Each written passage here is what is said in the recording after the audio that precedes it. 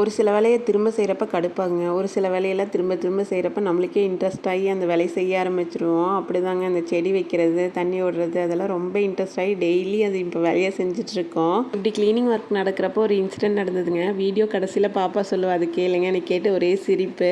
ஆனால் நம்ம போட்ட செடி விதை இதிலெல்லாம் பார்த்திங்கன்னா பூ பூக்கிறப்போவோ அந்த காயெல்லாம் பொறிக்கிறப்போ பார்த்திங்கன்னா நம்ம போட்ட செடியில் எவ்வளோ அழகாக பூத்துருக்குங்கிற மாதிரி இருக்கும். இது பார்த்திங்கன்னா நாட்டு கொய்யா பழங்க. ஒரே ஒரு பழம் மட்டும் பழுத்துருந்துச்சு. மற்ற கிளையிலெல்லாம் 2 காயாக தொங்கிட்டு இருந்தது. எப்படா பழுக்குங்கிற மாதிரி இருந்தது. அந்த பழம் பார்த்திங்கன்னா அவ்வளோ டேஸ்ட்டாக இருந்தது.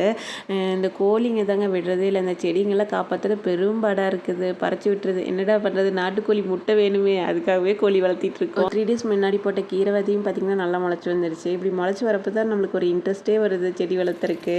அந்த இன்சிடென்ட் பார்த்திங்கன்னா இப்போ தான் தவக்கலையோட ஃபேமிலியே இங்கே தான் இருக்க மாட்டிருக்கு.